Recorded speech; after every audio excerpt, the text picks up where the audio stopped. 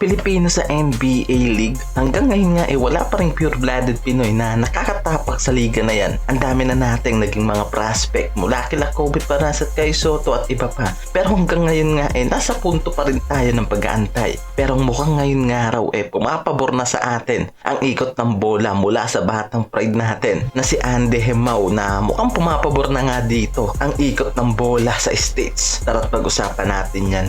Bilang isa sa third country sa Asia na one of the main sport natin ang basketball isang malaking sampal para sa ating mga Pinoy ang bagay na ito na wala pang pure blood Pinoy na nakakatungtong sa liga ng NBA at hindi nga counted sila Jordan Clarkson at Jalen na mga Phil-Am na naglalaro na nga dito sa liga na yan. Sa mga bansa tulad ng Japan na may Yuta Watanabe sa NBA at Taiwan na may Jeremy Lim at China na noon namamayagpag pa ang pangalan ni Yao Ming sa liga na yan. At sa Pilipinas, diba hanggang ngayon wala tayong mabanggit na pangalan na maaaring pumasok sa liga na yan. Kaya naman isang malaking katanungan sino nga raw ang unang purong Pinoy na makakasampa sa pinakamalaking liga sa mundo, ang NBA. Kamuntik na nga tayo dati dito kay Kobe Paras na bandang dulo nabigo pa rin na makuha ang ticket sa liga ng NBA. Hanggang ngayon malaking katanungan kung bakit tumigil ang talbog ng bola para dito kay Kobe. Kung nagkataon nga raw sa prime nito marami ang umasa na ito na nga raw ang magiging simula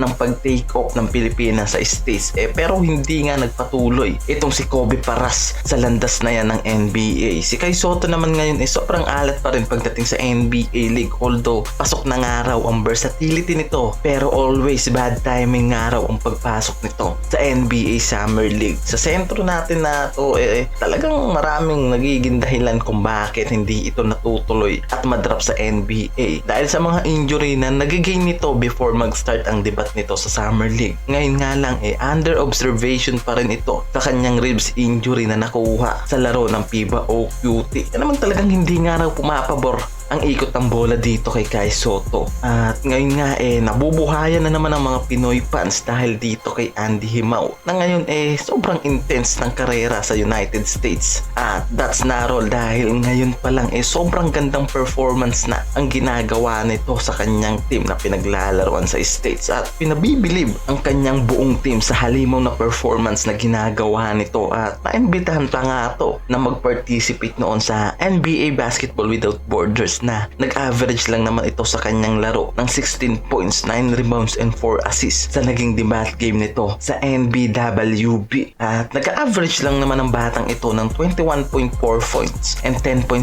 rebounds sa kanyang mga fast game. Kaya di nakakapagtaka na sobrang layo pa nga raw ng mararating ng batang ito sa States at talagang mas lalong mahasa pa ito. Kasabay niyan lalong pag-boost ng mahusay na versatility nito bilang isang mahusay na player. At ngayon pa lang sigurado na tayo na may mga scout na ang nag-o-observe dito kay Andy Hemau sa paglalaro nito sa United States. Kaya di malabo nga raw na isa na naman ito sa panibagong tututukan at maaaring magpatuloy ang karera mula sa simpleng hakbang nito sa US League hanggang sa tumungtong na nga raw ito sa pinakamalaking liga ang NBA at hindi malabo yan ang mangyari lalo't ngayon pa lang nagra-rise na nga ang pangalan nito sa United States League. So, ang pangalan ni Andy Hemau ang isa sa binabantayan na ngayon sobrang napakatindi na at intense ng ginagawang performance sa United States at isa sa binabantayan na nga ngayon. At talagang ngayon sobrang nilalapit na nga raw itong si Andy Hemau sa pinaka main target nating mga Pinoy fans, ang NBA League.